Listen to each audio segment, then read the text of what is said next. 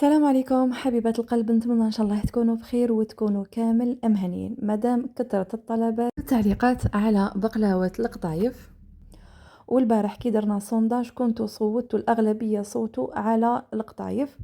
بقلاوه القطايف عفوا. اليوم راني درتها لكم بكميه صغيره اللي هي سنيوه 30 على 10. يعني نقول لكم البنه من اروع ما يكون، ولكن انا من محبي البقلاوه اللي تكون من الفوق بزاف بريستيج.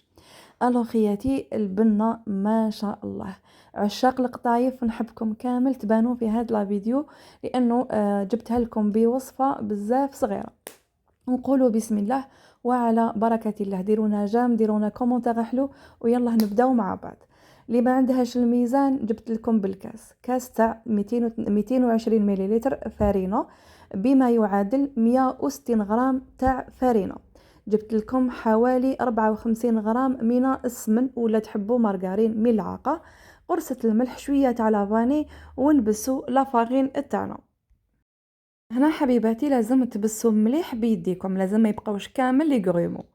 هنا كنت راح نبدا نبل العجينه نتاعي، ومن بعد فكرتكم راح تقولوا لي الميزان تاع الماء شحال درتي الماء. الوغ درت هذيك الرشه ووريت لكم باللي زدت 4 كاس ولا مام با 4 كاس، وهذا وما كملتوش لانه عندي كاس برك تاع فارينه.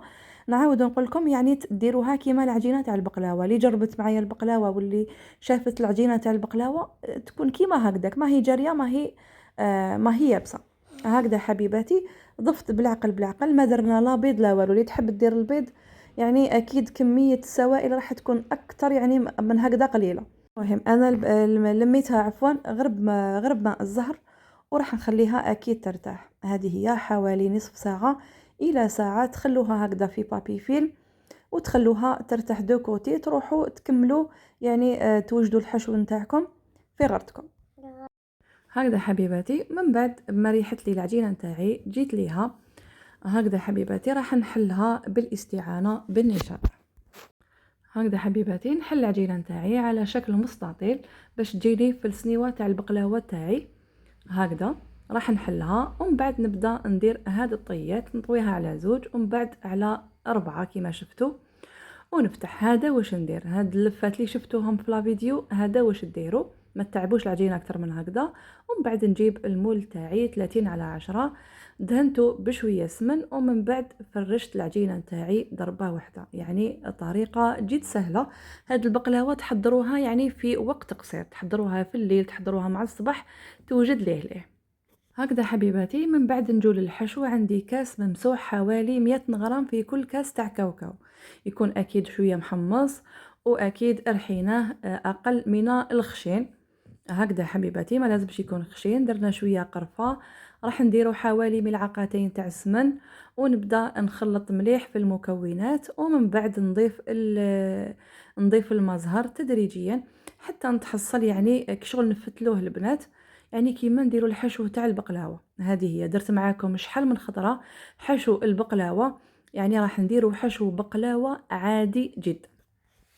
هنا كميه السوائل كيما راكم تشوفوا اقل من النصف هكذا. يعني جبت ماء الزهر وراح نبدا نرش تدريجيا ماء الزهر في الحشو تاعي، حتى يعني كيما يقولوا نكتفي حتى نعرف باللي سيبون خلاص. يعني الحشو تاعي ما نزيدلوش ماء الزهر، ما نجروها، ما نخلوها ناشفه. يعني كي نلموها في يدينا تتلم، وكي نفتوها تتفتت. قلت لكم كيما مالفيل نديروا الحشو تاع البقلاوه. من بعد البنات نجيبوا نص كاس تاع سكر اللي كنت نسيته كالعاده، والعوايد توجور ننسى حاجه ومن بعد نتفكرها روطار. ليسونسيال نتوما ديروا السكر، ديروا الكاوكاو باش ديروا ماء الزهر، لانه انا كي بديت نلم فقت باللي كاينه حاجه ناقصه. اكيد راح نديروا اقل من النصف كاوكاو، عفوا سكر حبيبات، ونبداو نخلطوا الحشو نتاعنا ونخلوه على جانب. ومن بعد نروحوا نجيبوا سنيوه نتاعنا اللي كنا درنا فيها العجينه تاعنا وكلش وكانت ارتاحت.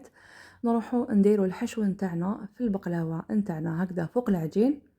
يعني قلت لكم هاد البقلاوه فيها خطوات جد سهله، ما تشدش كامل اليد. راح ندير الكميه كامل، قلت لكم حوالي 300 غرام من الكاوكاو، كما تقدروا ديروها باللوز والجوز لكم ذلك. هكذا حبيباتي. نسي كيفاش نضغط عليها حاجه خفيفه فقط باش يعني يجيني السطح متساوي. ومن بعد جبت حوالي 140 غرام من القطايف ولا الكنافه، اللي كنت فتحتها بهذا الشكل، ومن بعد نروح ندوب لها السمن حوالي 100 غرام من السمن. كنت درت لها ملعقة كبيرة تاع سكر غلاس. اللي ما عندهاش الميزان دير هكذا نص كاس، يعني قريب هذاك لو تخي، نص كاس تاع السمن يكون دايب وبارد. نخلط قبل السكر غلاس، هذا راح يعاونني باش يعطيني احمرار برك في القطايف تاوعي من الفوق كي يطيبوا. ندخل نصف الكميه، تروحوا معاها حتى ل 120 غرام من السمن، يعني ما راحش تبان معكم من بعد. هكذا حبيباتي ندخل هذاك السمن جيدا في هذوك القطايف باش نحطهم فوق البقلاوه تاعي هكذا. هنا كنت ما ضفتش الكميه كامل، قلت لكم حوالي 100 غرام من السمن. تروحوا عند لو تخي هذاك، عند لو تخي هذاك هو السمن، يعني الكميه الاجماليه. والكميه اللي تبقى لي راح نحطها من فوق كي نكمل نحط الكنافه تاعي ولا نحط القطايف تاعي فوق البقلاوه، يعني لتماك نبدا نسقي فيها بالسمن المتبقي. هكذا حبيباتي بهذه الطريقه نسيي نبلاطي شويه هذيك الكنافه ولا القطايف بهذه الطريقه باش يعطيني يعني وجه شباب من الفوق.